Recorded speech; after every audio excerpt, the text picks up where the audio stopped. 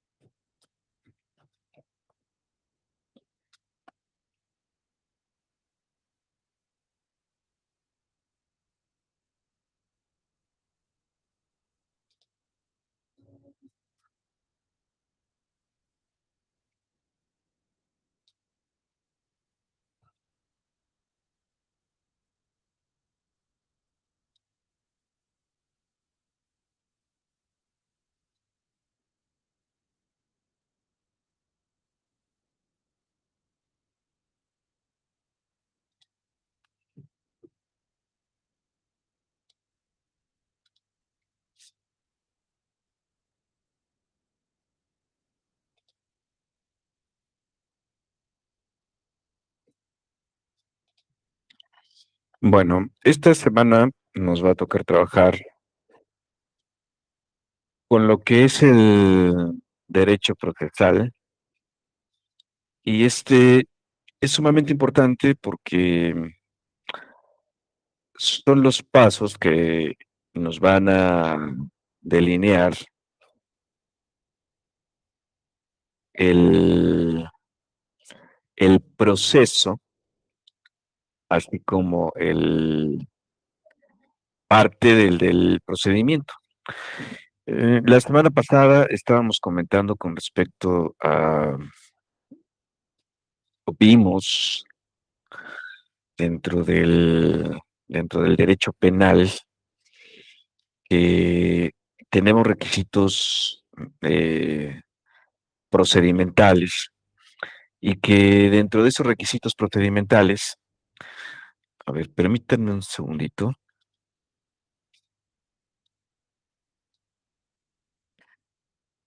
a ver,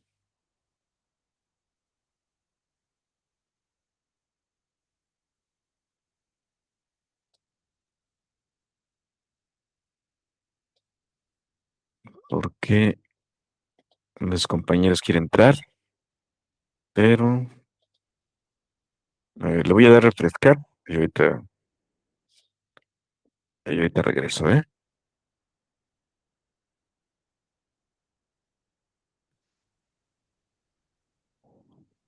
Ahí está, ya, ahora sí. Bueno,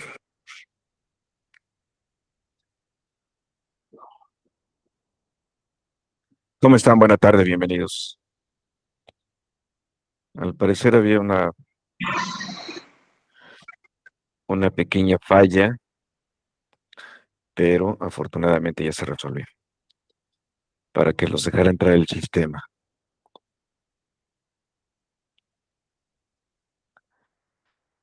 Bueno, comentaba hace un momento que la semana pasada que estuvimos viendo Derecho Penal 2 veíamos una parte muy importante que tiene que ver con el proceso y obviamente también con el procedimiento.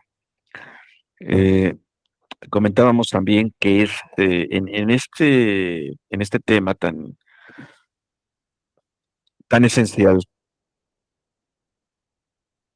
que es el control preventivo provisional, que va a desencadenar precisamente o que puede derivar o dentro del cual se puede desencadenar una flagrancia Y esta flagrancia colmar con uno de los requisitos procedimentales, que es la denuncia. Esta semana vamos a observar esta parte interior, ¿no? Esa parte interna de lo que es precisamente ese proceso, pero no solamente dentro del, o en materia penal, que corresponde al Código Nacional de Procedimientos Penales, sino en suma, lo que es el proceso dentro del derecho, ¿no? Por eso es que lleva este nombre de derecho procesal. Ahora, en nuestra vida cotidiana, en nuestra vida cotidiana, eh, tenemos acuerdos, ¿no? Nos basamos en estos acuerdos que se van gestando entre las personas, por ejemplo, eh, cuando nosotros subimos al transporte público o solicitamos, no sé, un Uber, eh, donde el conductor nos lleva hacia nuestro destino y a cambio de llevarnos a nuestro destino, nosotros pues pagamos por ese servicio, ¿no? Es decir, hay un mutuo acuerdo que muchas de las veces pensamos que no está escrito, ¿no? También lo considera el derecho. Sin embargo, podemos llegar a un desacuerdo porque quizá nos haya dejado una cuadra después o una cuadra antes, ¿no? Hay desacuerdos. No solamente hay estos acuerdos voluntarios, ¿no? Que nosotros vamos cumpliendo como el pago de este servicio, pero también nosotros tenemos desacuerdos y esos desacuerdos se denominan conflictos. Esto no significa que lleguemos, ¿no? A una, o que este conflicto sea de interés para el derecho.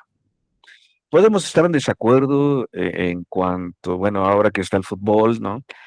Con respecto a la elección o incorporación de determinado jugador a la selección nacional, o que el director técnico debería o no ingresar a determinado jugador a la cancha para que eh, pueda ganarse el partido, en fin, podemos tener esos acuerdos, esos desacuerdos, ¿no?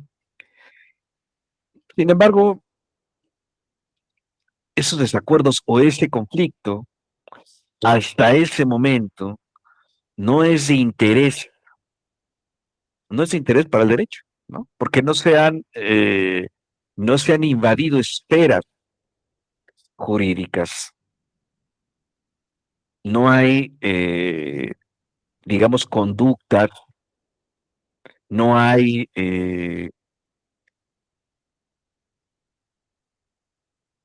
que eh, invada la, el propio campo del derecho.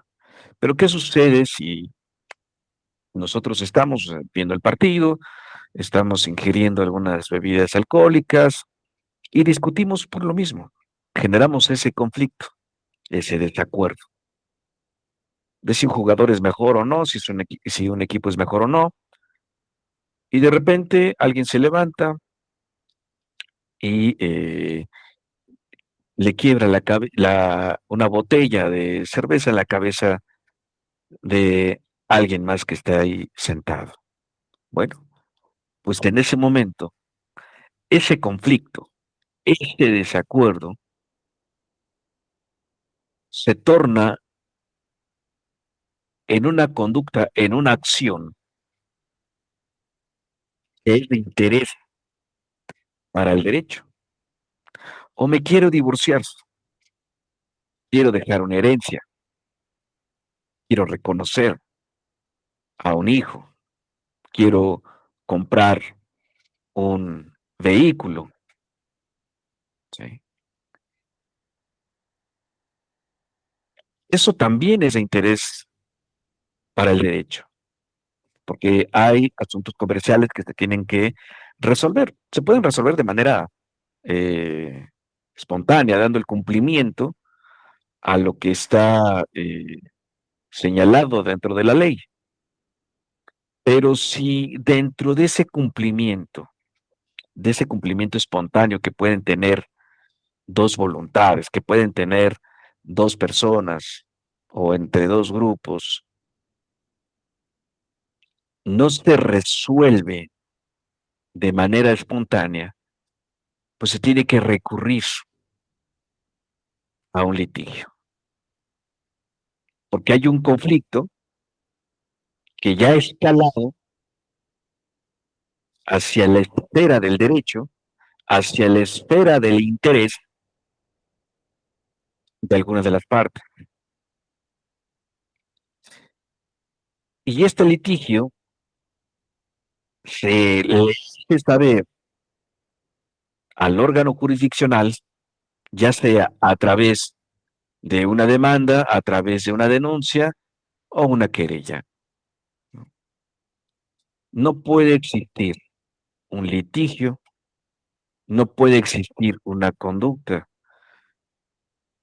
o una situación si no se inicia con una denuncia, con una demanda o con una querella. La demanda, a diferencia de la querella o la denuncia, es de conocimiento del ámbito civil. La denuncia y la querella no. La denuncia y la querella son de conocimiento del derecho penal. Entonces, cuando este conflicto se torna de interés, reitero, para el derecho, y que lo precede o que lo sustancia una de las partes, entonces este sustanciamiento, es decir, es el inicio de la demanda, la denuncia, la querella, entonces sí se convierte en un litigio. Se formaliza este conflicto, pero no solamente es formalizarlo mediante esta demanda, esta denuncia, sino que también se formaliza ante la autoridad jurisdiccional. Y esta autoridad jurisdiccional, es decir, el juez, tendrá que emitir sus resoluciones mediante un proceso judicial. ¿Sí? Ahí vemos que precisamente el litigio es este conocimiento que se le hace a la autoridad jurisdiccional de un conflicto existente entre dos partes que no se han puesto de acuerdo de manera espontánea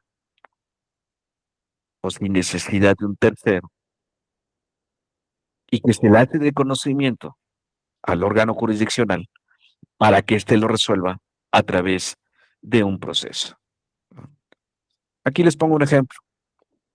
Julio le firma a Juan un pagaré por 10,000 pesos. Ahí hay una relación social. Ahí podemos decir que es un préstamo que se le hace, un préstamo de dinero que Julio le pide a Juan, lo formaliza pues, a través de un pagaré y quedan o se pacta en una fecha para la devolución de ese dinero. ¿Sí? Cuando llega esta o cuando se consume esa temporalidad para regresar, para pagar ese préstamo, Julio le dice a Juan que no tiene dinero para pagar. Entonces, a partir de ahí, se empieza a generar un desacuerdo porque no se ha cumplido con lo pactado. Una de las partes no ha, eh, no ha cumplido con aquello que prometió hacerlo porque no tiene dinero. Entonces, este conflicto, pues obviamente Juan, pues requiere tiene además el pagaré, ¿no? Le reclama a Julio que pues ya le pague. Julio dice que no tiene dinero para pagarle. Juan obviamente no quiere esperarse, tampoco quiere tomar otras medidas que estén fuera de la ley. Y entonces Juan eh, formaliza este conflicto a través de la exigencia del cumplimiento de esta obligación, pero esta exigencia es a través de la ley. Es decir, demanda a Julio para que le pague ese dinero.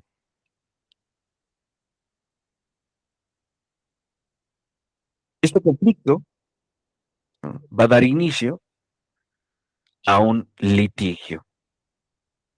Se lo hace de conocimiento a un juez para que éste lo resuelva y lo resuelva por la vía del derecho.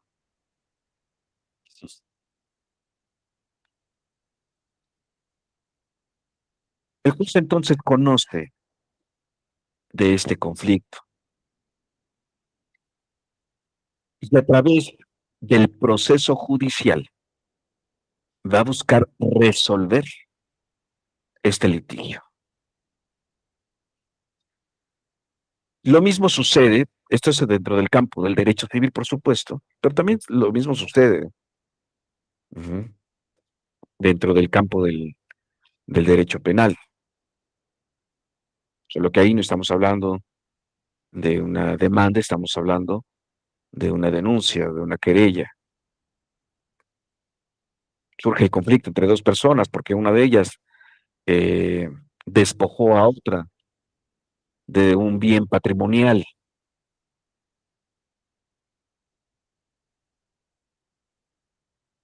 La parte afectada hace de conocimiento de ello a través o formaliza este conflicto a través de una denuncia. Esta denuncia, este conflicto,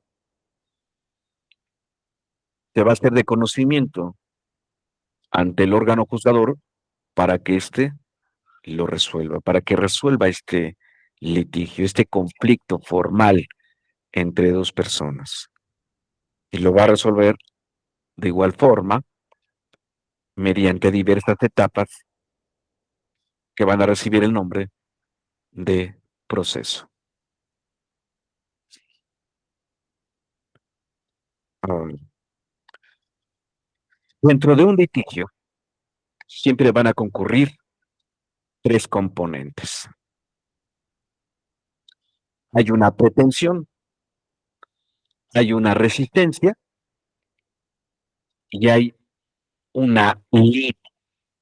Más adelante iremos definiendo cada una de estas partes, pero lo que debe quedar claro es que para que exista este litigio se requiere necesariamente de estos tres componentes: la pretensión, la resistencia y la litis. Por ejemplo, un arrendatario demanda a su arrendador por no devolver el dinero del depósito tras finalizar el contrato. Yo te rento, me rentaron este departamento, di un depósito, ya no quiero seguir rentando, entonces le exijo a quien me rentó ese departamento la devolución del depósito. Pero ¿qué sucede? El propietario del inmueble no le quiere devolver ese depósito porque dice que pues el departamento está en malas condiciones, así no se lo entregó, hay un deterioro de la propiedad y entonces el depósito lo va a tomar a cuenta para arreglar ese deterioro. Entonces aquí se van a presentar tres elementos, ¿no? ¿Cuál es la pretensión del arrendatario? Que se devuelva el dinero de ese depósito. La resistencia viene por parte del arrendador que no quiere devolver ese dinero porque existe un deterioro dentro de su propiedad. Y entonces, este conflicto se formaliza a través de un litigio, a través de una demanda, y el juez tiene que resolver una litis, tiene que resolver el objeto de la litis, es decir, el objeto del conflicto. El objeto del conflicto no es el departamento. El objeto de la litis, el objeto del litigio, no es el contrato, no es el contrato en sí.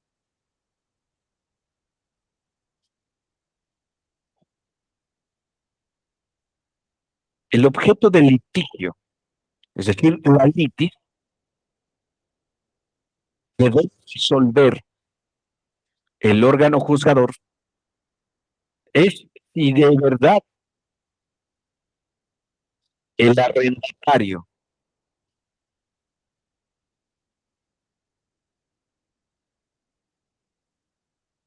o al arrendatario se le tiene que devolver el dinero del depósito o si el arrendador tiene la razón de no devolver ese depósito por el deterioro.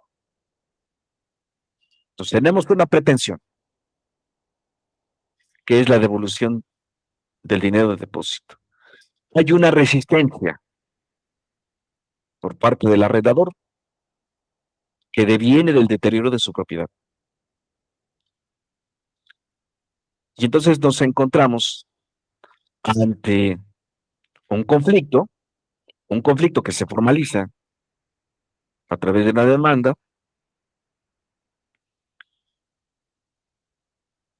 Esta demanda se torna en un litigio que es de conocimiento del órgano jurisdiccional y que va a resolver mediante un proceso para determinar si la exigencia del arrendatario se apega a derecho, si la resistencia del arrendador se apega a derecho. Es decir, le tiene que dar la razón a uno o a otro. ¿Con base en qué? Con base en la ley. Pero no solamente con base en la ley, sino con base en un proceso.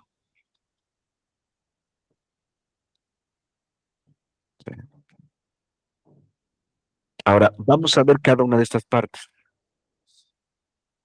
Entonces, tenemos la pretensión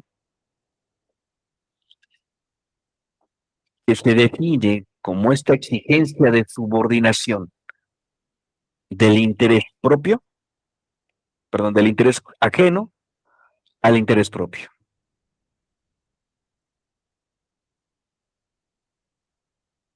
En este caso, el arrendatario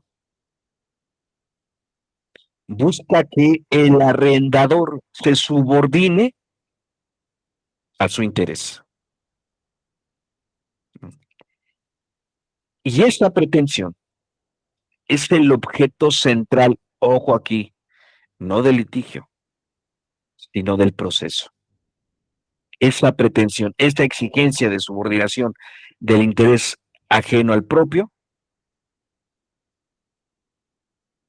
es el objeto central del proceso, no de la litis. Y esta pretensión se va a ejercer a través de lo que se conoce como la pretensión procesal.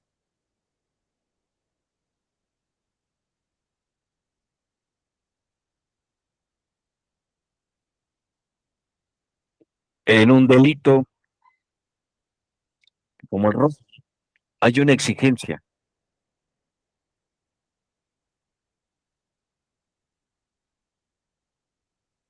hay una denuncia, donde el interés de la víctima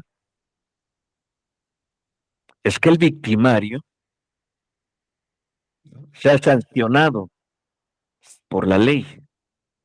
Es decir, tiene un interés, tiene el interés de que este sujeto activo del delito se someta a la ley para que sea sancionado y que, por supuesto, se le repare el daño. Pero debe someterse ese interés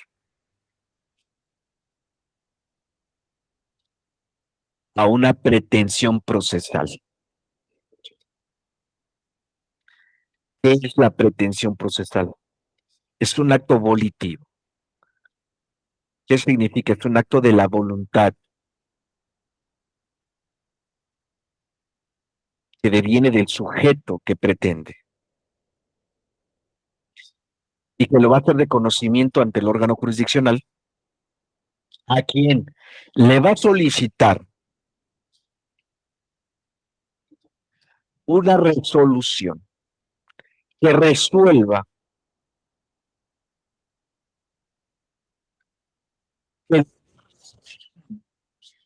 de su pretensión.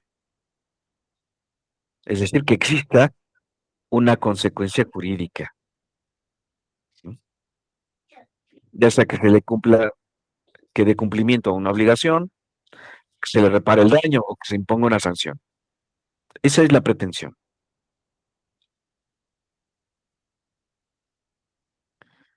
Dentro de esta pretensión procesal se requiere del ejercicio de la acción.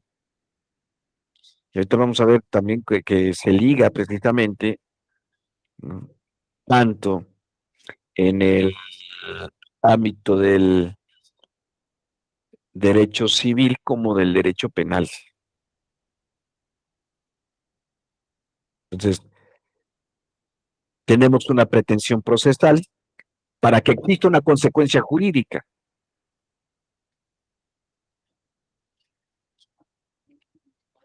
Voy ante el órgano juzgador, ante el órgano juzgador de lo civil para entablar una demanda de divorcio. Uh-huh. Mi pretensión es disolver el contrato matrimonial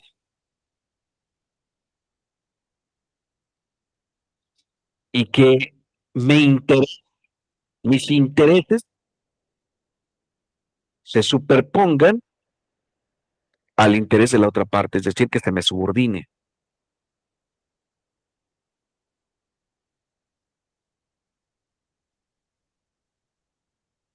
Lo que busco es esa disolución del contrato matrimonial y lo voy a hacer saber al órgano jurisdiccional, es decir, al juez, ¿sí?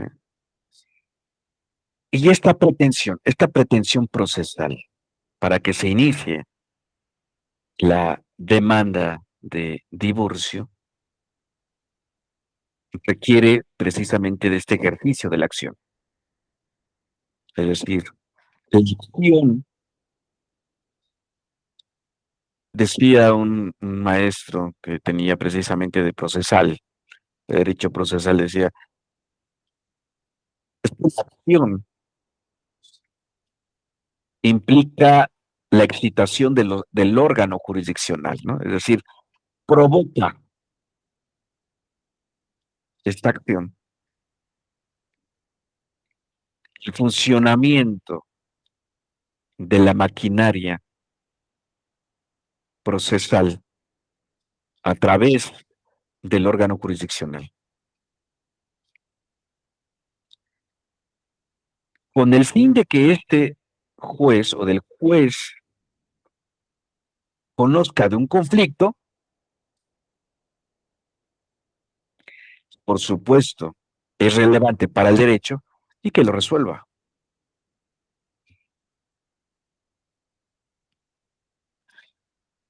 Dentro del Código Nacional de Procedimientos Civiles y Familiares, vamos a encontrar tres elementos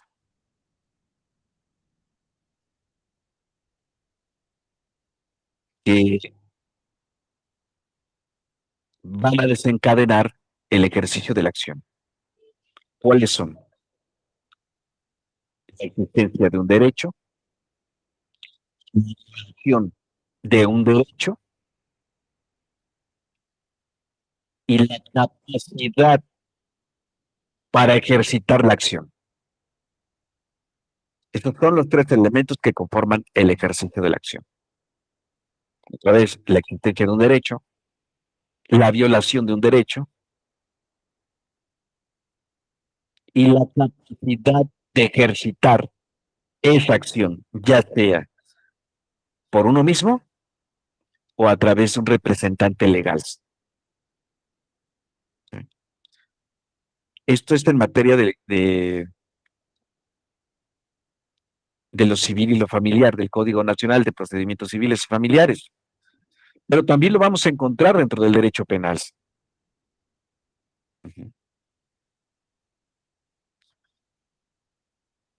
Donde el párrafo segundo del artículo 21 constitucional, así como el artículo 131 del Código Nacional de Procedimientos Penales, nos dice que el Ministerio Público tiene la facultad del ejercicio de la acción penal.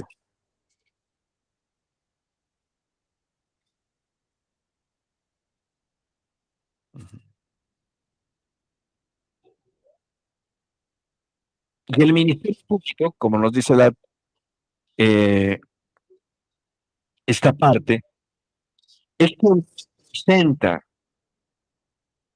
la pretensión de una de las partes. Y si la representa es porque tanto el Ministerio Público como el que pretende tienen capacidad de ejercitar la acción.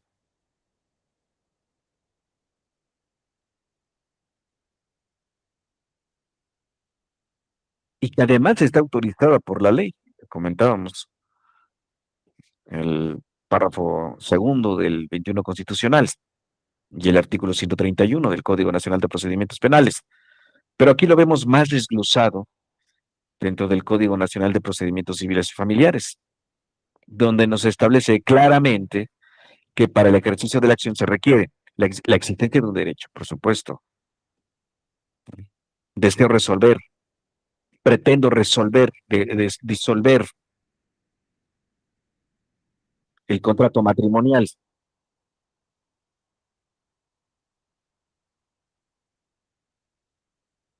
porque tengo una necesidad jurídica de hacer esa declaración.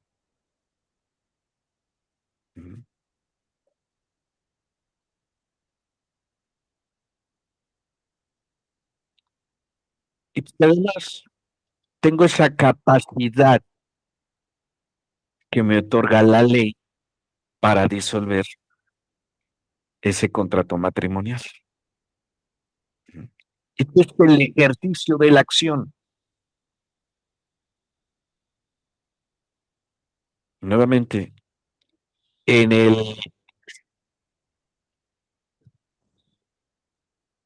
en materia de derecho penal, la víctima del delito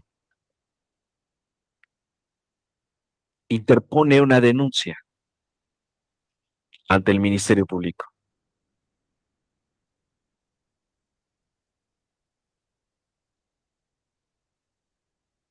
Y este es el que en representación de esta víctima va a ejercitar o llevar a cabo el ejercicio de la acción penal.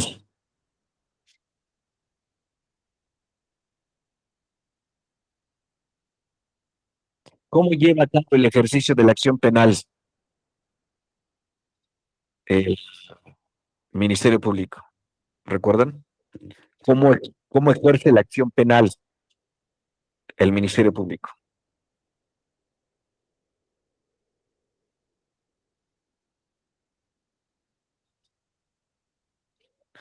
¿Recuerdan cuáles son, jóvenes? ¿Cómo ejerce la acción penal el Ministerio Público?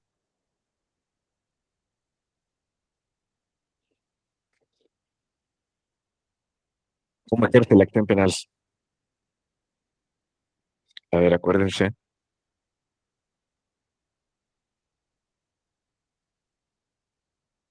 ¿Cómo se ejercita la acción penal? Aquí lo vemos desde el ángulo de lo civil, pero también dentro de lo penal. Pero ¿cómo se ejercita dentro de lo penal? ¿Cómo se ejercita la acción?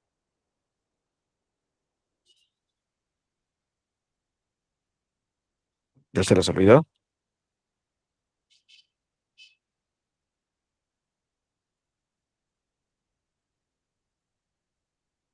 En el ámbito de lo penal, el ejercicio de la acción penal se representa a través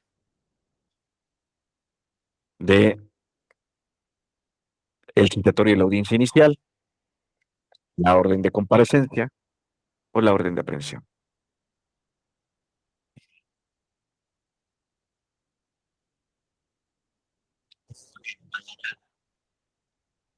Del artículo 211, ¿no? Es la judicialización de la carpeta de investigación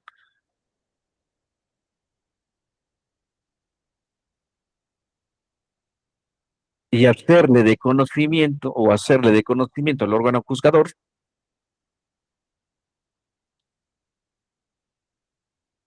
que hay un conflicto entre dos personas y que requiere de su resolución, que requiere que este litigio se resuelva. ¿Sí? En, dentro del proceso vamos a tener, y aquí no hay que confundir, ¿eh? Porque la semana que viene vamos a trabajar con delitos en particular. Aquí vamos a tener dos sujetos, el sujeto activo o el sujeto de la pretensión, ¿sí? Es decir, es el que va a ejercitar la acción, es el que pretende, es el que busca imponer su interés propio. Este sujeto activo o sujeto que pretende va a ejercitar la acción. Y si nos vamos al Código Nacional de Procedimientos Civiles Familiares, es porque existe un derecho, porque hay la violación de un derecho y porque tiene la capacidad legal de ejercitar esa acción.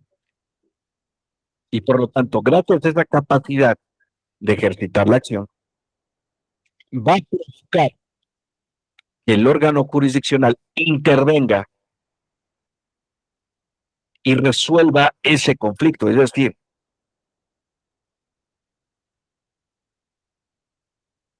que su pretensión se imponga al sujeto pasivo, que se subordine a sus intereses.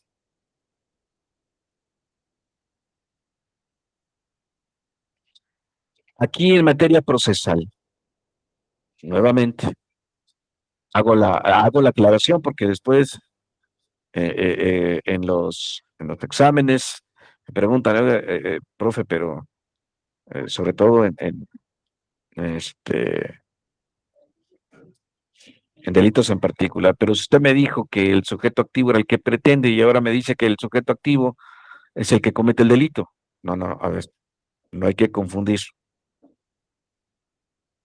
En materia procesal, en materia procesal, el sujeto activo es el que pretende, es el que ejercita la acción, es el que va a provocar la intervención del juez para que resuelva ese litigio. Y el sujeto activo es el sujeto que se resiste a esa pretensión. Es el sujeto que se resiste a subordinar su interés al sujeto que pretende. ¿Sí? Por eso lo aclaro en este momento, porque en derecho procesal hay un sujeto activo y hay un sujeto pasivo. Dentro del delito, pues obviamente el sujeto activo es el victimario y el sujeto pasivo es la víctima. ¿Sí? Pero no hay que confundirlo porque aquí estamos en procesal, derecho procesal.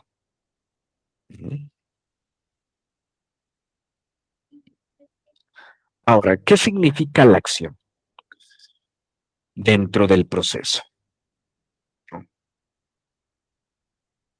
Esta palabra acción, fíjense cómo pervive del derecho romano, deviene de la figura petitium res in judicio, petitum res in judicio, que significa que es la petición de la cosa en juicio. Hay una petición, por supuesto.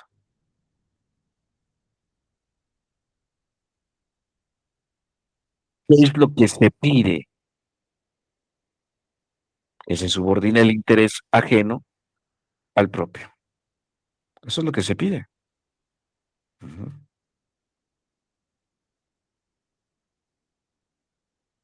En materia procesal, petición se va a referir a este derecho subjetivo que tienen todas las personas físicas y morales, es decir, todos tenemos ese derecho subjetivo de solicitar la intervención del órgano jurisdiccional para que conozca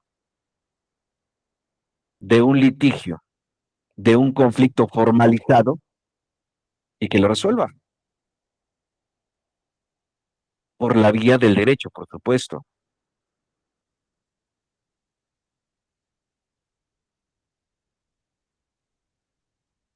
Ahora, este concepto de acción contiene en sí mismo dos elementos fundamentales. Permítame.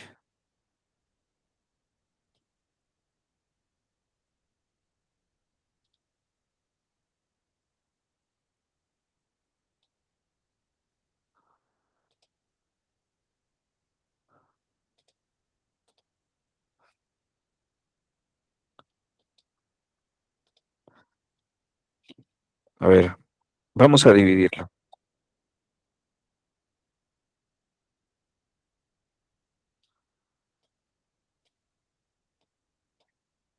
Aquí tenemos dos elementos, ¿no? ¿Qué es lo que nos dice el concepto de acción? Que en materia procesal, por supuesto, que es el derecho subjetivo de toda persona física o moral de que un juez intervenga ah, de un litigio y que lo resuelva. ¿Sí? Pues aquí tenemos el primer elemento, que es el derecho subjetivo, y el segundo, que es la facultad del órgano jurisdiccional de conocer la formalización de un conflicto, que es el litigio, y resolverlo. ¿Qué es el derecho subjetivo? derecho subjetivo es la facultad que concede la ley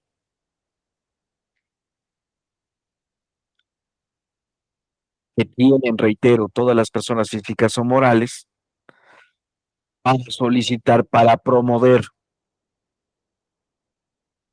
para excitar, diría mi profesor, la actuación del órgano jurisdiccional. Ese es el derecho subjetivo, ¿no? Que está reconocido por la ley, por supuesto, que es un derecho que tienen todas las personas o que tenemos todas las personas, ya sean físicas o sean morales. ¿Qué es una persona física? ¿Qué es una persona moral? Una persona física somos todos nosotros, una persona moral es una empresa, es un grupo legalmente constituido. Esta es una persona moral.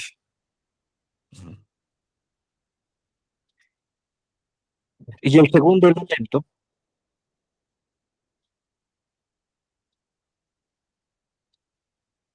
que es precisamente esta facultad que tiene el órgano jurisdiccional para conocer de un litigio y para resolverlo. Pero esa resolución tendrá que darse a través de un proceso.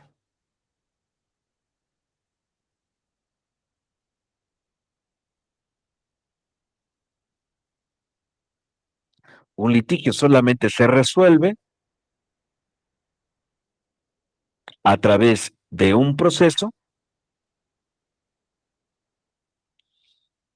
y que únicamente el derecho del ejercicio de la acción solo se puede llevar a cabo ante el órgano jurisdiccional. No puedo solicitar, por ejemplo, que el Ministerio Público o como sujeto o como víctima, por ejemplo, solicitarle o yo ejercer la acción, solicitar la intervención del Ministerio Público. No, porque el único que puede ejercitar la acción, es decir, hacerle del conocimiento al órgano jurisdiccional en materia penal, pues es el Ministerio Público.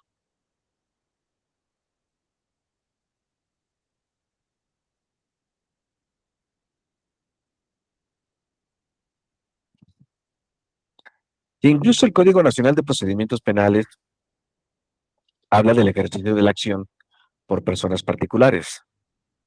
Ujú. Y eso, bueno, cuando no existe o cuando no hay cercanos a ellos un ministerio público. Entonces lo pueden ejercitar, lo pueden llevar a cabo de manera directa ante el órgano jurisdiccional, pero aún así el órgano jurisdiccional requerirá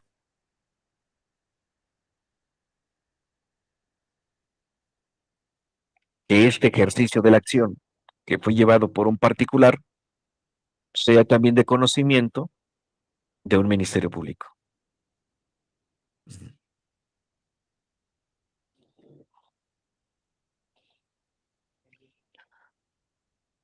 Entonces queda claro que tenemos tres elementos dentro del litigio, que es la pretensión, que es la resistencia y que es la litis. La pretensión es la exigencia de la subordinación del interés ajeno al propio y que esta pretensión se lleva a cabo a través de la pretensión procesal. Pretensión procesal que implica el ejercicio de la acción.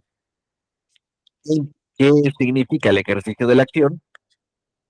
Provocar que intervenga el órgano jurisdiccional para que resuelva, primero para que conozca y para que resuelva un conflicto que por supuesto es interés para el derecho, civil o penal, y que lo resuelva mediante un proceso. ¿Qué es lo que busca la pretensión procesal? ¿Qué es lo que busca el ejercicio de la acción? La subordinación del interés ajeno al propio.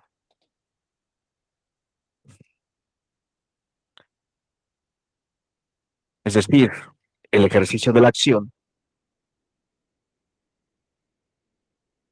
es una facultad, es un derecho que tenemos las personas físicas y morales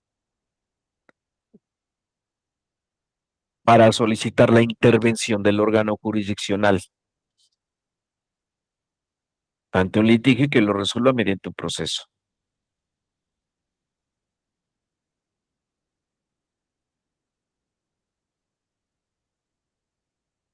Y este órgano jurisdiccional tiene la facultad de conocer este litigio y de resolverlo, por supuesto.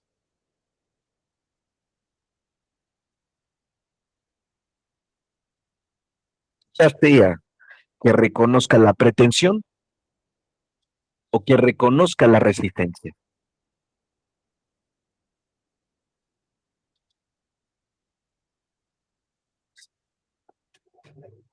Si vamos bien hasta aquí, ¿alguna pregunta, por favor, jóvenes?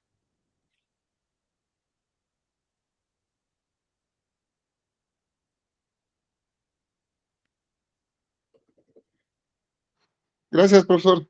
Todo bien. Ok, bueno, ahora, ¿cuáles son los elementos de la acción? ¿Cuáles son estos elementos? Bueno, vamos a tener a los sujetos, sujeto activo y el sujeto pasivo.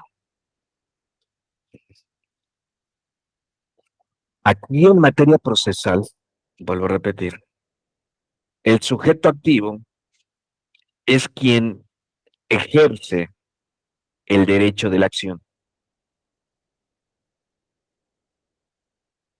que es el actor en caso de una demanda de amparo, que es el demandante, el denunciante o el querellante. Ese es el sujeto activo, el que ejerce este derecho subjetivo de la acción. Y el sujeto pasivo es contra quien se inicia un proceso, ya sea el demandado o el imputado. Y esto nos lo va a dejar claro el Código Nacional de Procedimientos Civiles y Familiares en su artículo 125. Solo puede iniciar o intervenir en un procedimiento judicial quien tenga interés en que la autoridad jurisdiccional declare, constituya, preserve o modifique un derecho o imponga una condena y quien tenga el interés contrario, es decir, el sujeto pasivo y el sujeto activo, el que pretende y el que resiste. Modificar un derecho.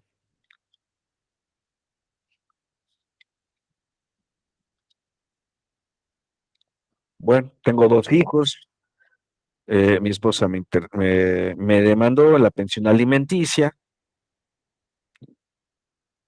cada quincena de mi ingreso me descuentan la cantidad, vamos a poner de 2,000 pesos, 2,000 pesos a la quincena, ¿no?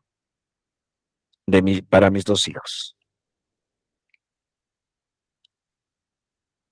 Uno de ellos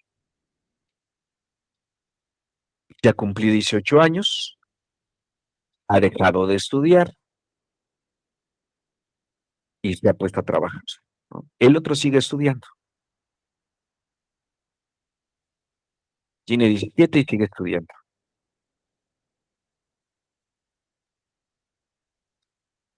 Entonces digo, bueno, pues si ella está trabajando, el Código Civil me dice que cuando ya uno de los hijos a los que se les tiene que pagar esa pensión ya se ha puesto a trabajar, ya está casado, es decir, que ya se mantiene por sí mismo, o que ya,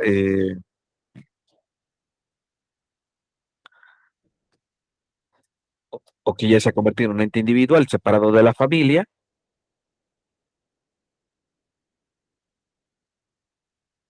me permite reducir el monto de la pensión. Y entonces, ¿qué es lo que voy a hacerle saber al órgano jurisdiccional? Que bueno, pues que me modifique, que reduzca el pago de esa pensión, ¿no? Si por los dos me están retirando 2,000 pesos, bueno, que me quite lo de uno, o un porcentaje considerable, como el 80%, que disminuya la cantidad. Ujú. Y es lo que me está diciendo aquí el Código Nacional de Procedimientos Civiles Familiares. O sea, solo pueden intervenir en un proceso judicial el que pretende y el que se resiste.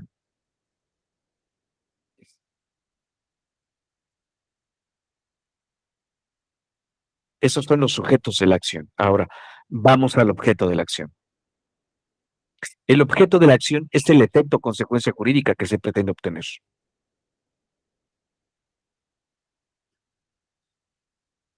Y este objeto persigue tres fines. Primero, promover la actuación del órgano jurisdiccional, que es mi derecho subjetivo. Segundo, que el sujeto pasivo o el sujeto que se resiste ceda a mi demanda, ceda a mi pretensión. Eso es lo que quiero. Y que esta pretensión se materializa a través de una sentencia ejecutoria. Eso es lo que quiero.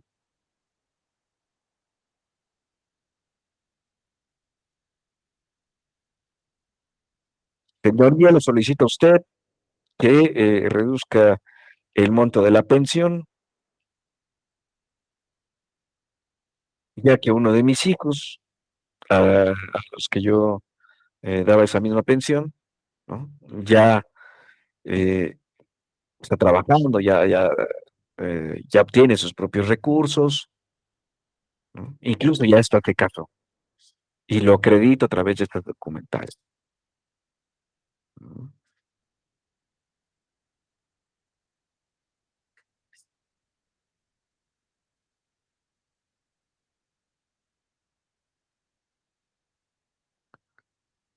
Ya el juez va a conocer, va a decidir, va a determinar el porcentaje del monto que se ha de reducir por esa situación.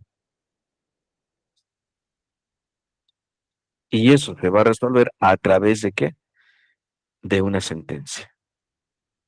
A partir del día de la fecha, se resuelve lo siguiente. Se sentencia a que el señor Juan Pérez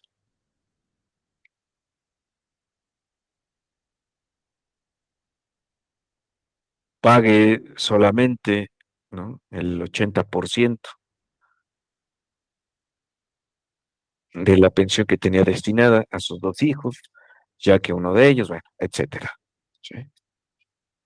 Ese es el objeto de la acción. Que intervenga el órgano jurisdiccional, que el sujeto pasivo ceda a mi pretensión y tercero, que mi pretensión se materialice a través de una sentencia ejecutoria.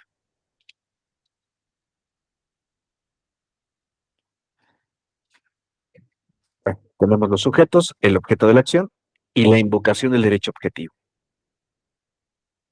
¿Mm? el derecho subjetivo,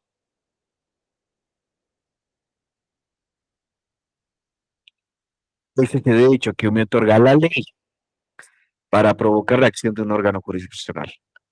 Pero también invoco mi derecho objetivo.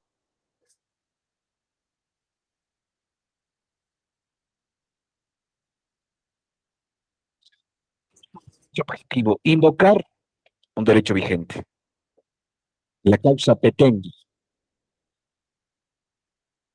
lo que va a fundamentar el fundamento jurídico de la acción.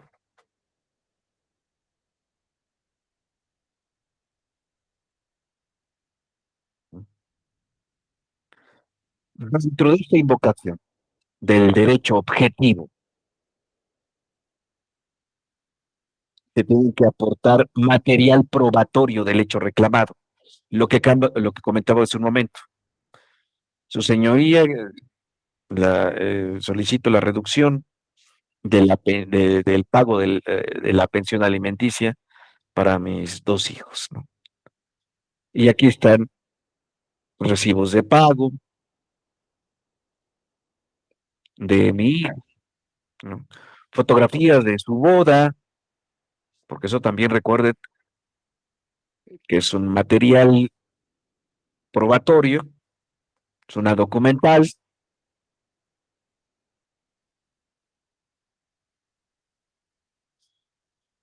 y así mismo, ¿no? Dos testimonios, dos testigos que dicen que mi hijo ya no estudia, y segundo, que trabaja y que se ha casado.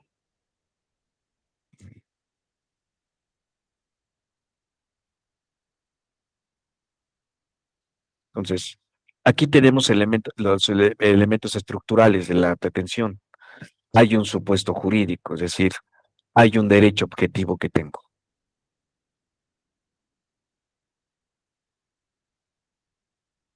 ¿Sobre qué va este supuesto jurídico? Sobre hechos, sobre el acontecer dentro de la realidad. Y para acreditar esos hechos, incorporo material probatorio.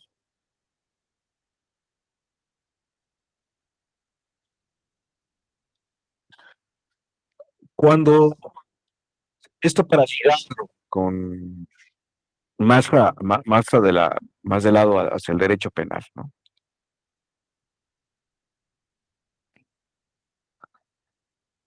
Recuerdan ustedes que para ejercitar la acción penal, el Ministerio Público tiene que construir su teoría del caso.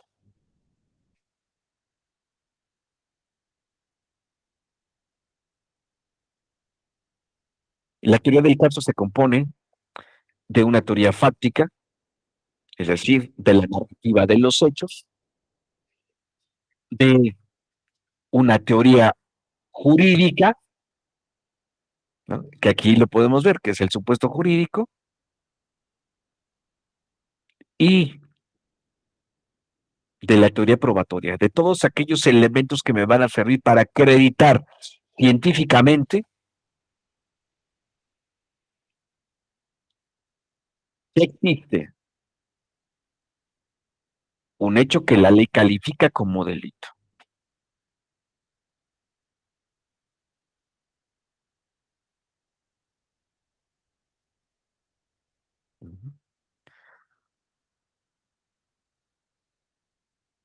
Eso es lo que nos está diciendo aquí los elementos estructurales de la pretensión. Tenemos entonces a los sujetos, al objeto de la acción, y tenemos esta invocación del derecho objetivo. ¿Qué es lo que nos dice el Código Nacional de Procedimientos Civiles y Familiares? Artículo 266. Solo los hechos estarán sujetos a prueba. Es decir, tengo que aportar material probatorio. El hecho lo estará únicamente cuando se trate de normas diversas a las generales o cuando se funde en usos y costumbres.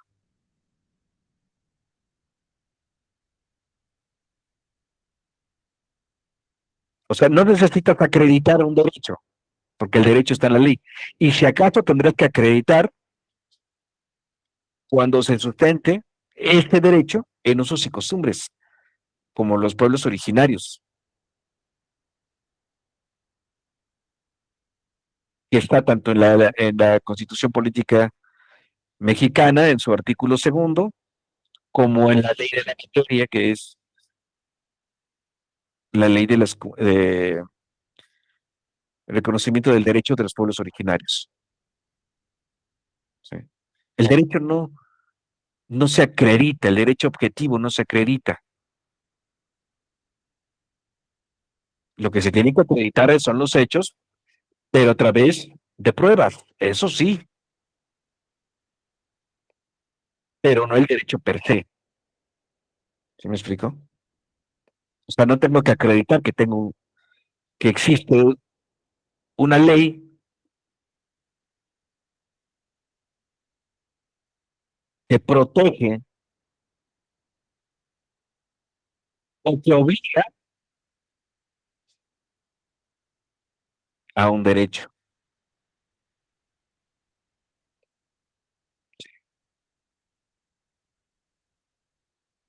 Entonces, todo esto se incluye dentro de la pretensión. Ahora, vamos a ver lo que es la resistencia.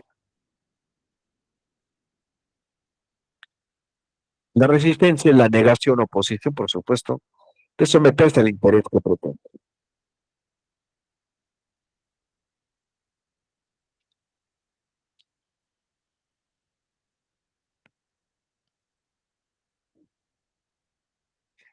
La resistencia a la pretensión procesal es el acto de declaración volitiva donde el sujeto pasivo exige al órgano jurisdiccional el no otorgamiento de la consecuencia jurídica de la pretensión.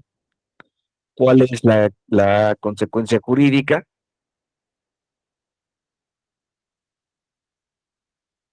Ceder a la pretensión y que se emite una sentencia ejecutoria que satisfaga esa pretensión. Eso es lo que no quiere el que se resiste.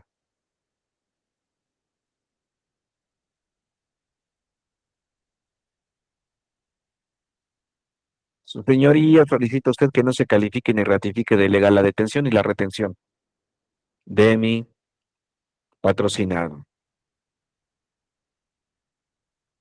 Por lo siguiente. Ujú.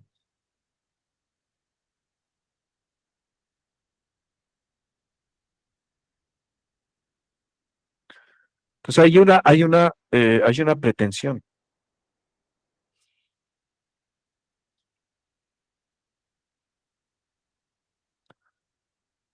en la que no se quiere esa consecuencia jurídica.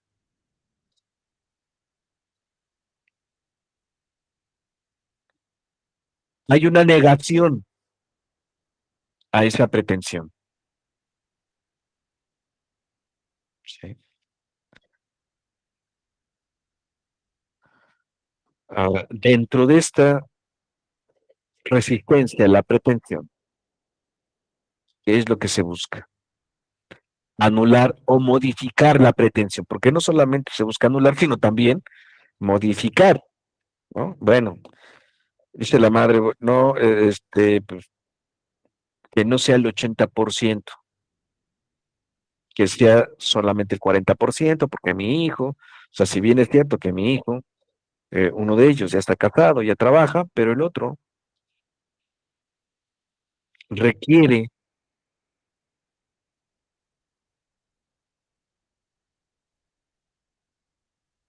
de útiles, requiere de material para su escuela, porque está estudiando arquitectura, y entonces los materiales que ahí le piden, pues no son nada baratos, entonces sería, no sería, no es adecuado, ¿no?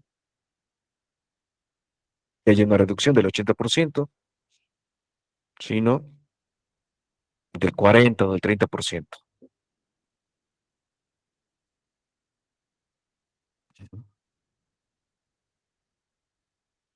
anular o modificar las consecuencias jurídicas de la pretensión.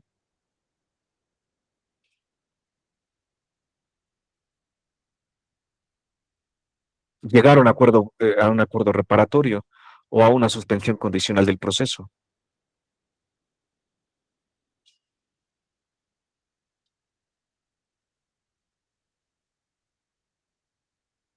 ¿Cuál es la consecuencia jurídica de la pretensión?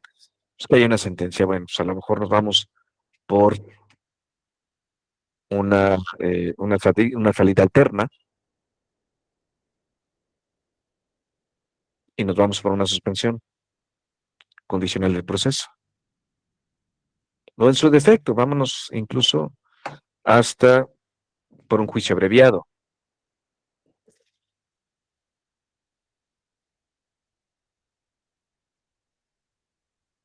Desvirtuar los elementos estructurales de la pretensión. Nuevamente, los elementos estructurales, el supuesto jurídico, los hechos y el material probatorio. ¿Cómo desvirtuarlos? Bueno, pues si se va a aportar material probatorio que implique la acreditación de ese hecho, bueno, también recuerden ustedes que uno de los principios del sistema penal acusatorio es la contradicción. Si bien es cierto que que el artículo 256 del Código Nacional de Procedimientos Penales, así como la fracción novena del inciso A del artículo 20 constitucional, este, perdón, el artículo 130 del Código Nacional de Procedimientos Penales nos habla de que la parte acusadora es quien debe aportar las pruebas, así como la fracción quinta, ahora sí, del artículo 20 constitucional, en su inciso A, nos habla de que la parte acusadora es quien debe aportar las pruebas, también dentro del principio de contradicción,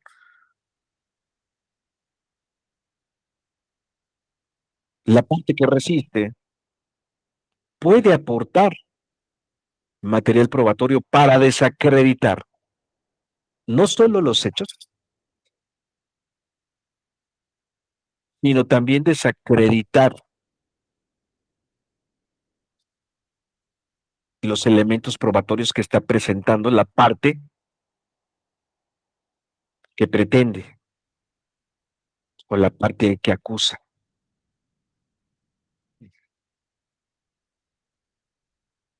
Podemos ver entonces cómo se va ligando uno con otro.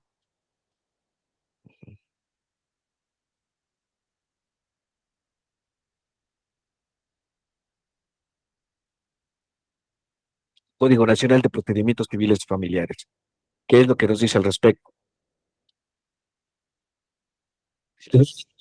Artículo 329. La impugnación de falsedad de un documento debe realizarse en la etapa postulatoria del juicio. Si se trata de los exhibidos en la demanda, sea principal o reconvencional, la parte demandada deberá exponer la excepción de la falsedad del documento y ofrecerá las pruebas para tal fin. La parte actora podrá responder a dicha impugnación, ampliará su cuestionario y ofrecerá la pericia correspondiente en su caso. ¿Esto qué significa? Bueno,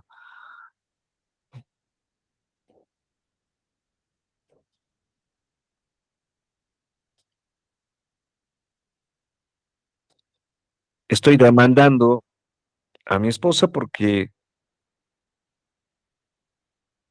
de una prueba de ADN para acreditar que ese hijo no es mío y para solicitar el pago de todos estos años que me hizo pagar la manutención de este niño que no es mío.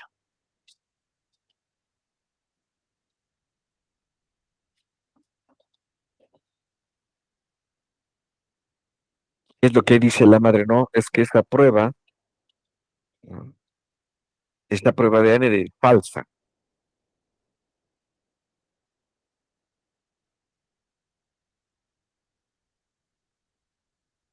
Así que solicito su señoría que se vuelva a realizar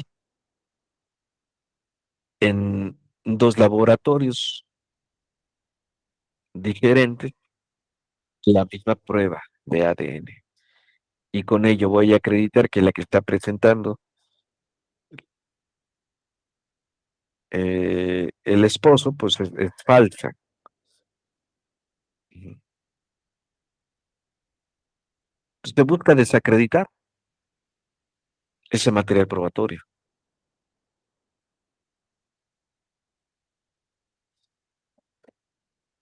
Ahora, ¿cuáles son los elementos de la resistencia? Contestar a la pretensión,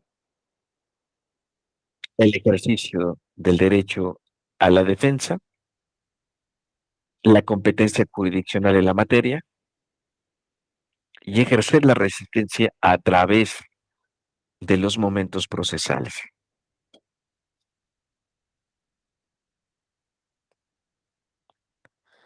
Contestar la pretensión, bueno, pues ya me demandaron, ¿no? Para disolver el contrato matrimonial, tengo que contestarla.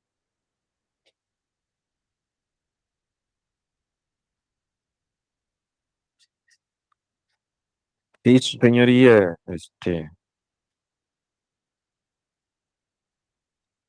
acepto acepto la disolución del contrato matrimonial, pero se tendrá que resolver los siguientes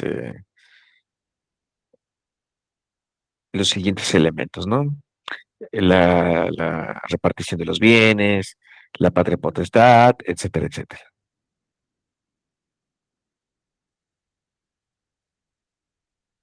Y también, por supuesto, que se tiene el derecho a la defensa. Ujú. En materia penal, ¿cómo se contesta a esta pretensión? Se contesta a través, o en la audiencia inicial, de acuerdo con el artículo 307, cuando se le da la oportunidad de declarar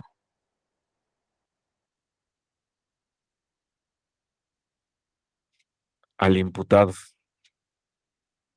Ahí se está contestando, claro que tiene el derecho también a guardar silencio, pero ya hizo una contestación a esa pretensión. Competencia jurisdiccional en la materia y ejercer la resistencia a través de los momentos procesales. Ujú. Y ahorita los vamos a ver. Primero, posee la capacidad jurídica y física de ejercer la resistencia.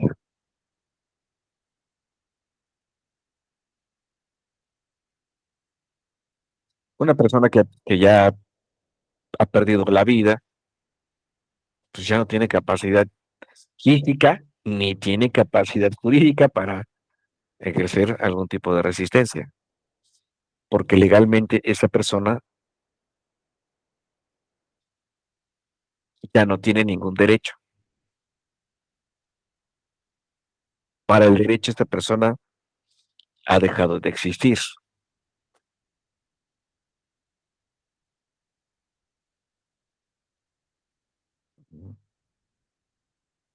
Todos tenemos la capacidad jurídica desde que nacemos, todos, ¿no?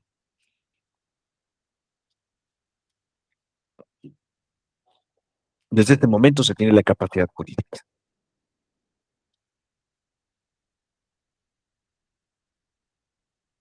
pero no se tiene la capacidad física. ¿Por qué un recién nacido no tiene la capacidad jurídica? Bueno, pues porque todavía no es consciente de su entorno.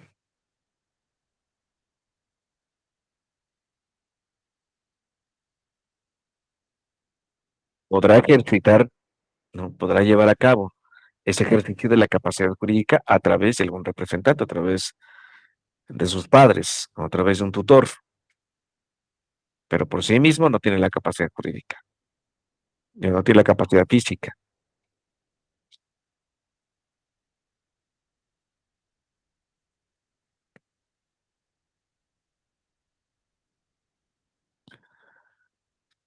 Para acreditar la resistencia se requieren de elementos fácticos, jurídicos y probatorios.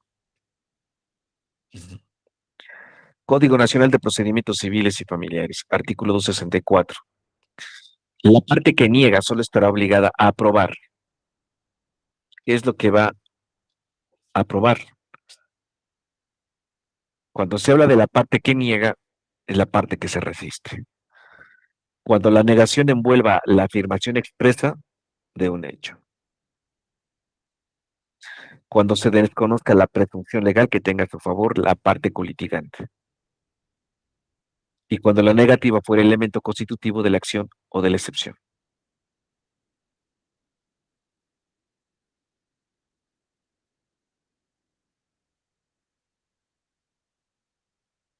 Ujú. Todo esto significa que,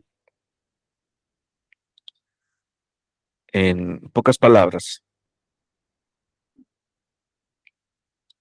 que esos hechos deben ser acreditados no solo por la parte que pretende, sino también por la parte que resiste. Lo puede acreditar.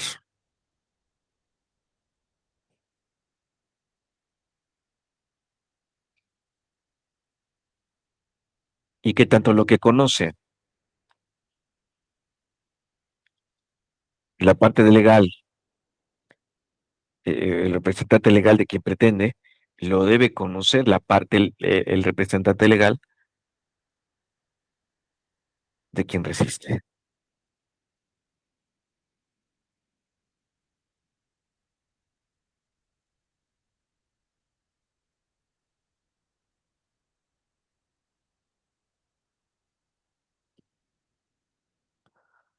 Tipos de resistencia.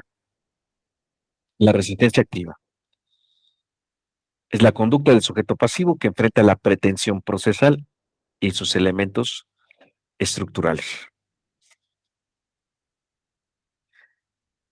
En cuanto a la defensa, se formaliza con la contestación a la pretensión y donde se señalan las deficiencias de los supuestos fácticos, jurídicos y probatorios.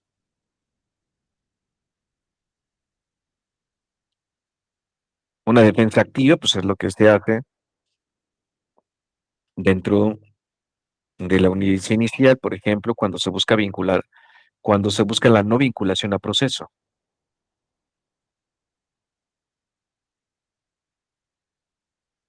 o incluso, como les he comentado, como comentábamos la semana pasada, ¿no? Cuando no se acredita eh, el control preventivo provisional, pues obviamente hay una deficiencia en cuanto a los elementos probatorios que de ahí hayan surgido, porque no se ajustaron a los parámetros exigidos para que surgiera o que dieron origen al control provisional preventivo.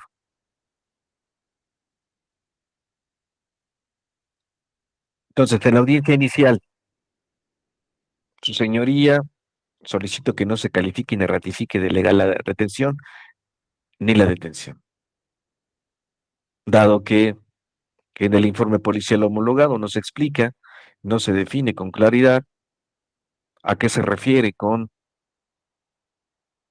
o a qué se está refiriendo el policía aprensor con respecto a esta conducta evasiva.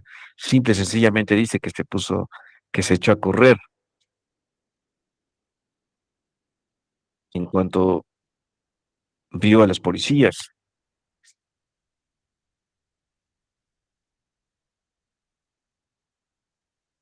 sin dar mayor detalle al respecto. Además que no concuerda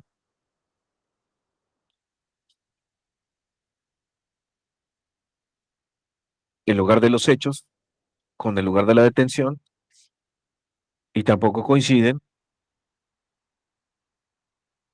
los momentos temporales, o es decir, la temporalidad, así como tampoco se efectuó el registro de detención.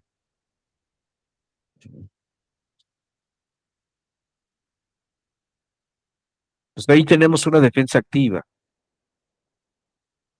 donde lo que se busca es destruir precisamente estos elementos estructurales de la pretensión. El supuesto jurídico, los hechos y los elementos probatorios. Ujú.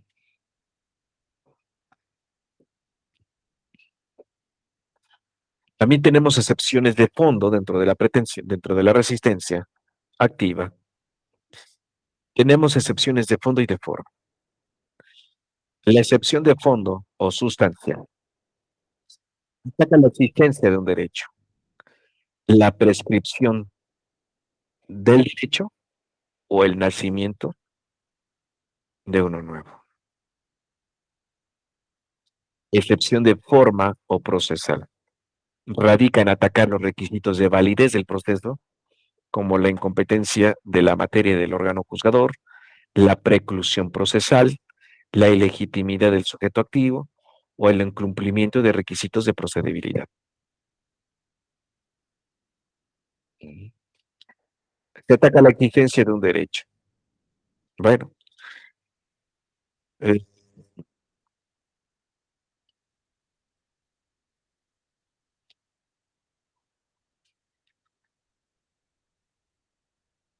mi mujer me ha interpuesto una demanda de divorcio, pero quien realmente la está iniciando, por poner un ejemplo, es la mamá.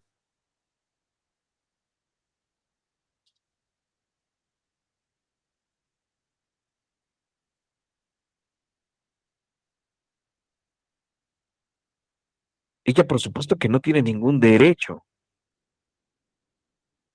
de este ejercicio de la acción, no tiene ningún derecho de pretensión.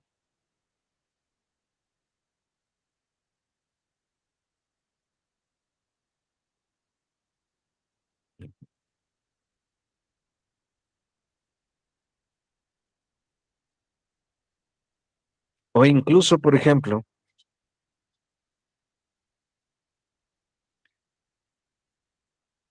este principio de retroactividad, cuando beneficia,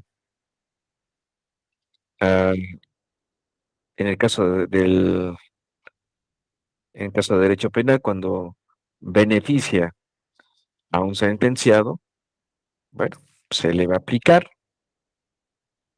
ese beneficio. Pero si le perjudica, por supuesto que no va a ser, es irretroactivo. En cuanto a la disminución, por ejemplo, perdón, en cuanto al aumento de la sanción de un delito.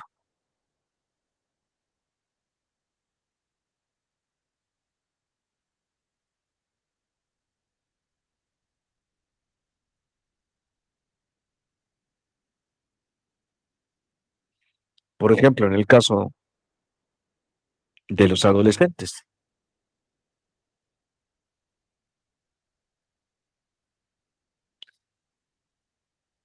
eh,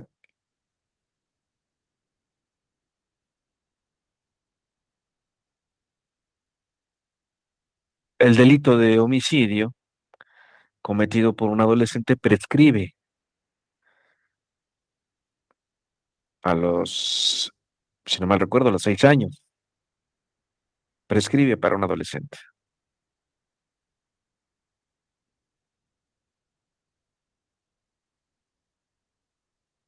Pasados esos 6 años, si no se le ha detenido, si no se le ha puesto a disposición del Ministerio Público, ha prescrito el derecho de la víctima. Bueno, en este caso de la víctima indirecta, por supuesto.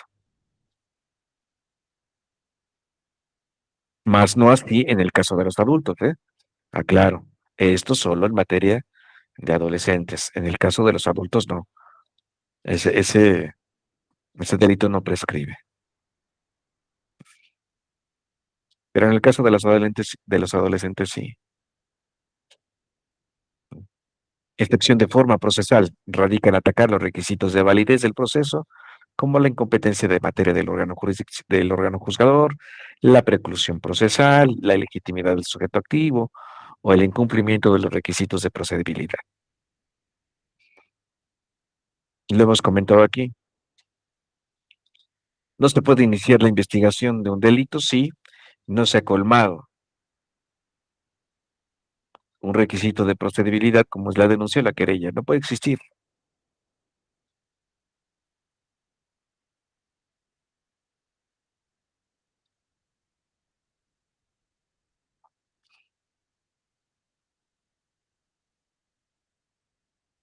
O solicitar ya en la audiencia de juicio oral un juicio abreviado, cuando ya ha precluido, ¿no?, el momento procesal, o para que nos quede claro, ¿no? No puedo solicitar que no se califique ni ratifique de la legal de la detención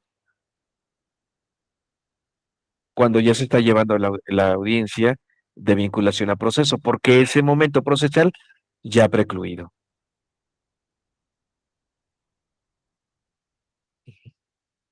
Invocación de una pretensión distinta. El sujeto pasivo formula una solución alterna al litigio que modifica la pretensión original.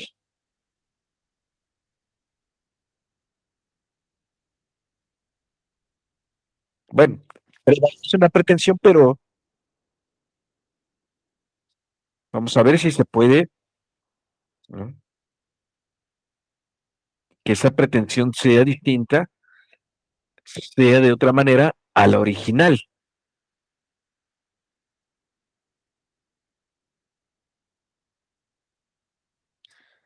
Y esto, fíjense que es lo que vino a innovar dentro del sistema penal acusatorio y más adelante dentro del Código Nacional de Procedimientos Civiles y Familiares,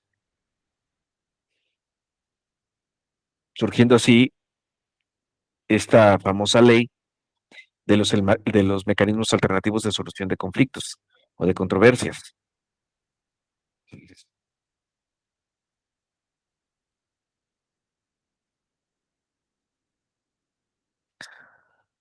Entonces, por ejemplo, ¿qué son los mecanismos alternativos a la solución de conflictos?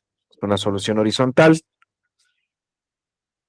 es decir, entre las propias partes,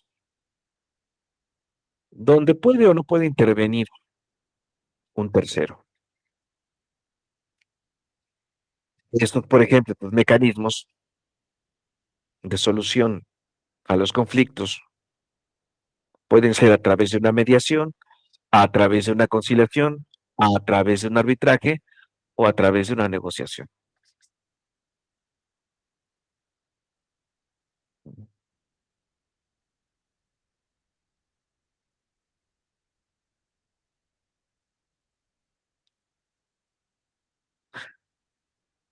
Un ejemplo claro, ¿no?, para evitar un problema en futuro.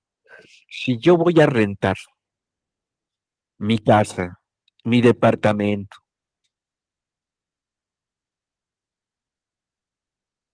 y esta es una recomendación, por supuesto,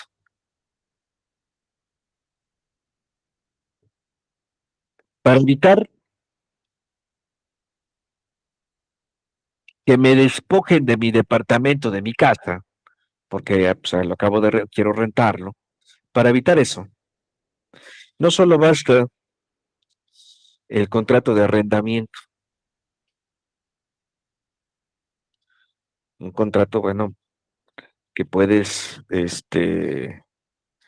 descargar de internet, ¿no? Que se puede hacer entre las dos partes, pero recordemos que puede surgir un conflicto debido al incumplimiento. Entonces, ¿qué es lo que se recomienda?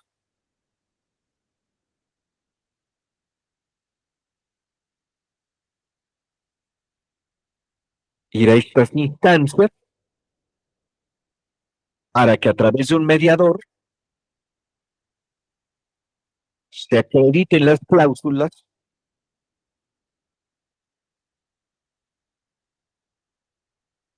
en cuanto a la terminación del contrato o las cláusulas dentro del contrato. ¿Para qué? Bueno, aunque exista, digamos, un despojo, vamos a suponer en el caso del señor Barriga, ¿no? Con don Ramón. O sea, el señor Barriga no puede sacar a don Ramón, por eso es que también se aprovecha don Ramón de que, aunque le deba 14 meses de renta, no puede sacarlo del señor Barriga, nada más porque le dé la gana. Aunque sí, efectivamente, es la propiedad,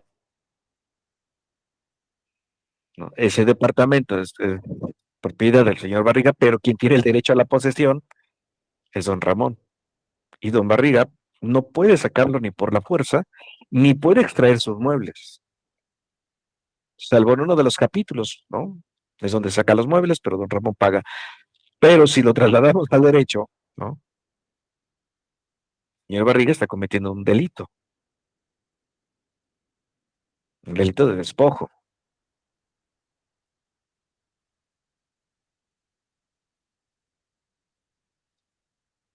Pero bueno, vamos a pensar que señor Barriga y don Ramón pues han firmado un contrato, ¿no? De arrendamiento y lo llevan ante un mediador.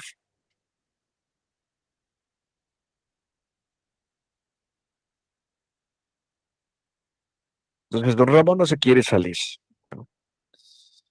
Señor Barriga interpone una demanda ante el juez y esta demanda, lejos de tardar tiempo,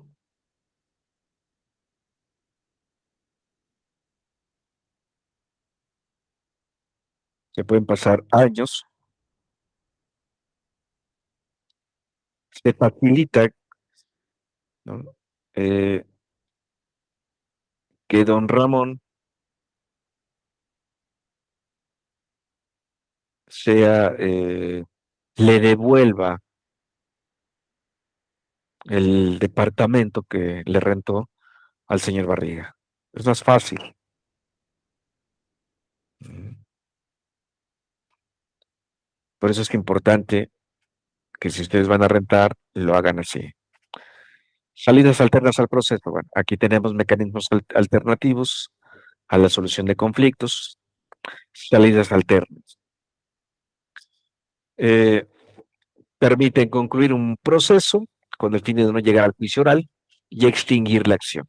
No solo esto es en materia penal, sino también en materia en materia de civil.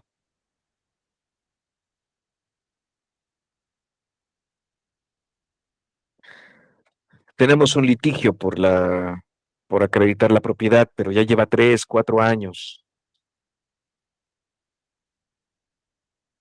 Tiempo, dinero y esfuerzo, ¿no? Los dos hermanos se están peleando por acreditar la propiedad, porque además el papá pues no dejó, y la mamá pues no dejaron testamento alguno, pero ya no quieren seguir, ¿no? Entonces buscan una forma de salir al proceso.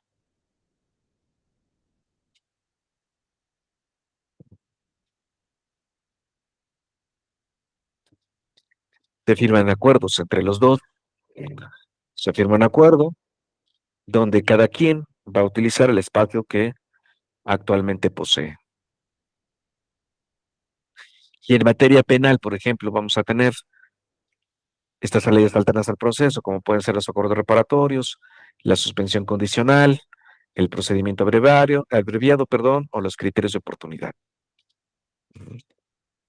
En el Código Nacional de Procedimientos Penales lo vamos a encontrar en el artículo 184. Soluciones alternas.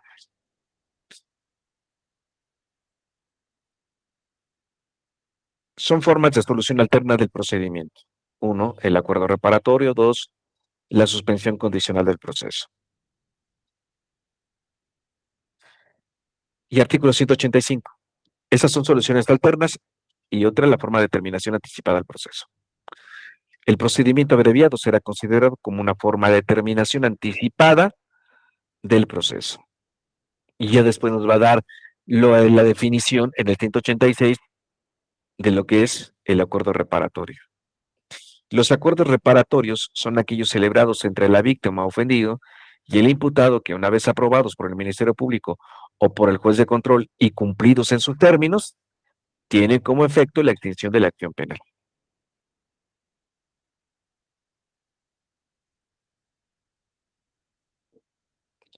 ¿Cuáles son los requisitos? Bueno, ahorita vamos a ver, ¿no? Uno de los requisitos, por ejemplo, en un acuerdo reparatorio, que sea, por ejemplo, en el caso de delitos patrimoniales y que estos no se hayan cometido con violencia.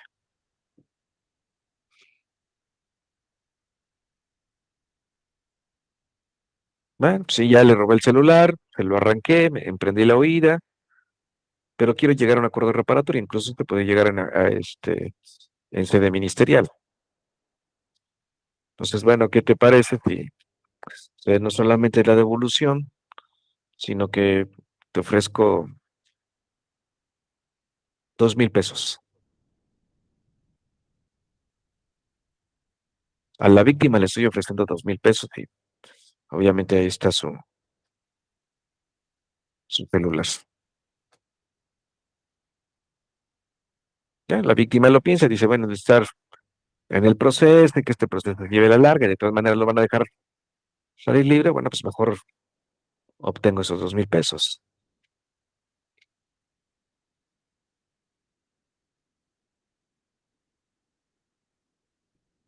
Entonces es una forma eh, en que eh,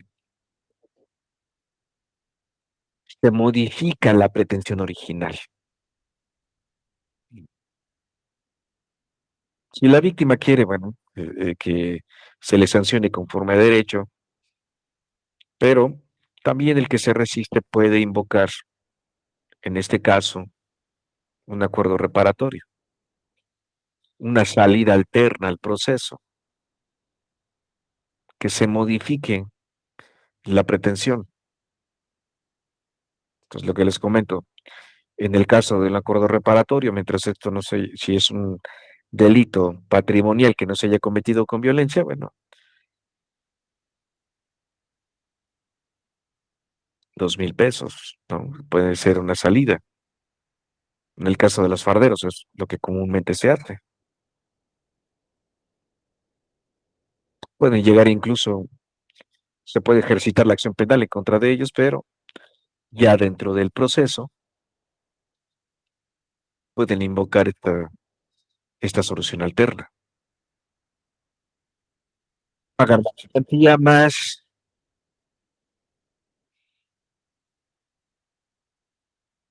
un dinero extra.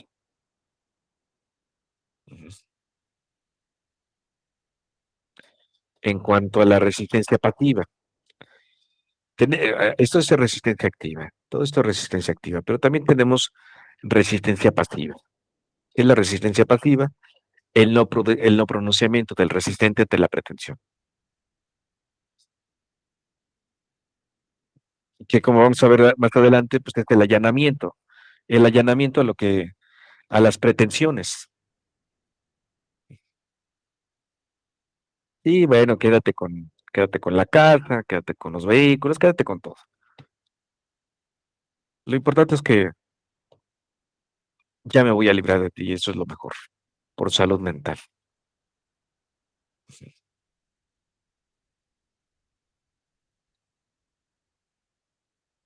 Claro que esto se tiene que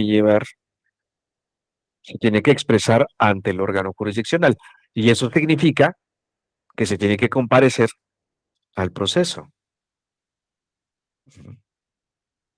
Aunque lo haya dicho en una charla de café, pero esto se tiene, esta no resistencia a la pretensión se tiene que formalizar ante el órgano juzgador. Pero también tenemos otra forma de resistencia pasiva, el silencio. El silencio es un derecho humano y una estrategia procesal donde el resistente se abstiene a declarar. se fundamenta en el derecho a no autoincriminarse y la presunción de inocencia. Y esto lo podemos ver tanto en la Constitución como en el Código Nacional de Procedimientos Penales. ¿Sí? Artículo 20, inciso B de la Constitución Política Mexicana, de los derechos de toda persona imputada. Fracción segunda. A declarar o a guardar silencio. Desde el momento de su detención se le harán saber los motivos de la misma y su derecho a guardar silencio, el cual no podrá ser utilizado en su perjuicio. Esa es una forma de resistencia pasiva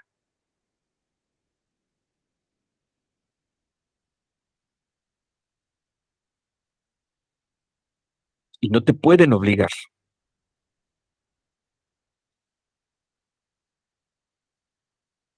Y si vas a declarar, tiene que ser ante tu abogado, porque si no, si hay una declaración sin el abogado presente,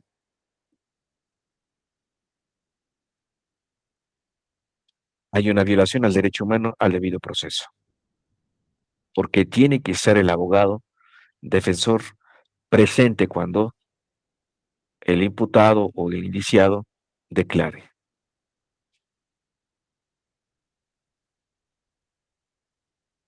Código Nacional de Procedimientos Penales, artículo 113, derechos del imputado. Fracción tercera, a declarar o a guardar silencio, en el entendido que su silencio no podrá ser utilizado en su perjuicio. Lo mismo, tengo el derecho a guardar silencio.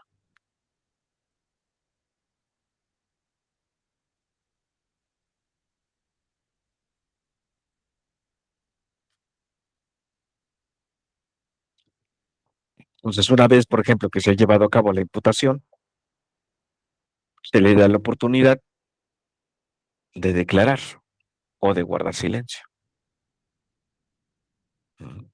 Cuando es detenido una persona, el policía que le lee sus derechos, está expresado este derecho a guardar silencio.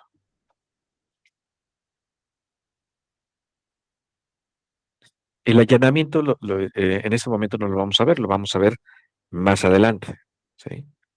Pero también es una forma de resistencia pasiva, lo que les comentaba, ¿no? El allanamiento es básicamente ceder a las pretensiones, ujú, que puede ser en parte o total.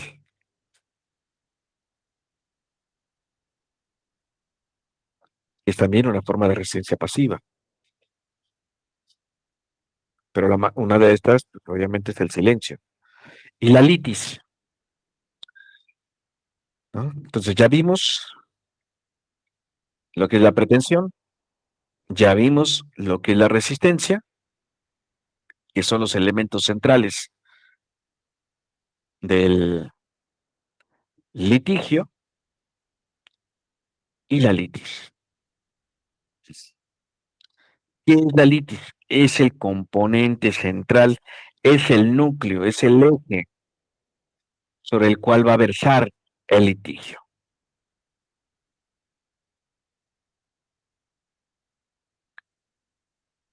La litis siempre se va a componer de los hechos, de las pretensiones y de los derechos, tanto del, tanto del que resiste como el que pretende. Estos tendrán que resolverse ante el órgano jurisdiccional en un juicio.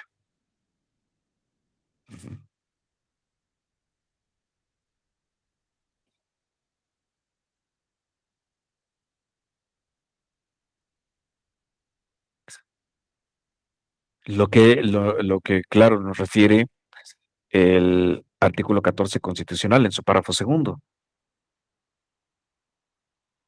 en cuanto al debido proceso.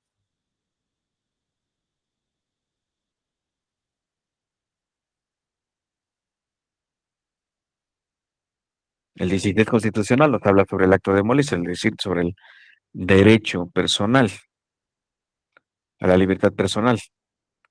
Pero el 14 constitucional, en su párrafo segundo, nos establece precisamente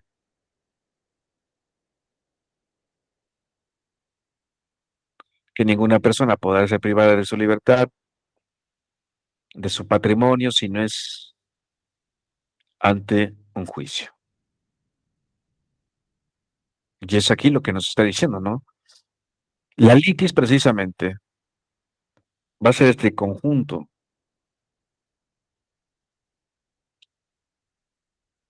de los elementos fácticos, de las conductas que se despliegan en la realidad, de lo que se pretende y de los derechos que se invocan.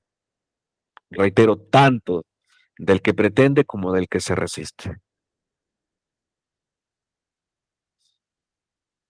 Y esta litis es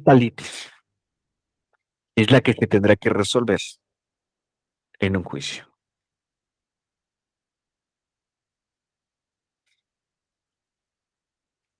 La litis surge de un conflicto de intereses, ¿no? Tenemos un actor, tenemos una víctima, tenemos un demandante.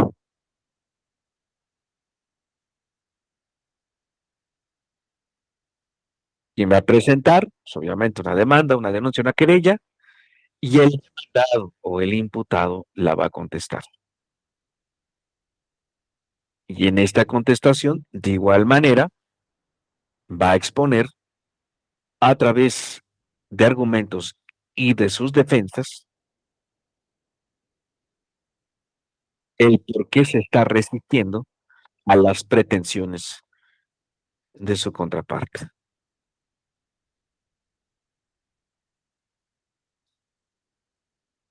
Una vez integrada la litis, las partes no pueden modificarla, ya esta debe ceñirse el proceso hasta su resolución. Y el objeto de la litis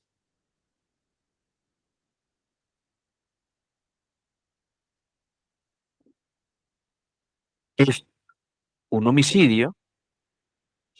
Si el objeto de la litis es la devolución del dinero del depósito y es el no devolver ese dinero por los desperfectos en el departamento, pues esa litis no se tiene por qué cambiar. ¿Por qué? Porque ese es el objeto del litigio. No se puede argumentar, bueno, es que también eh, me rayó el vehículo, por eso es que tampoco le voy a pagar. No, ese no es el objeto de la litis. El objeto de la litis es esta, la atribución de un homicidio. Y el otro dice, no, pues yo no lo maté, yo no le privé de la vida.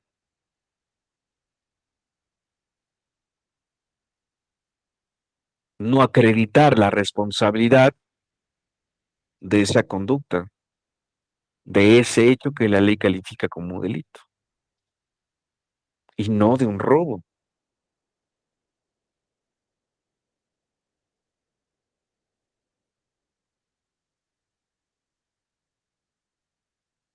Ujú. A menos de que el objeto de litigio sea el robo y después el homicidio. Primero se tendrá que resolver esto.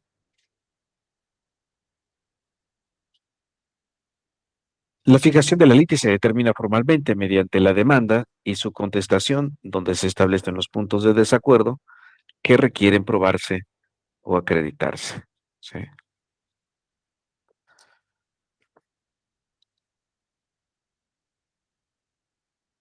¿Alguna pregunta hasta aquí, jóvenes, por favor?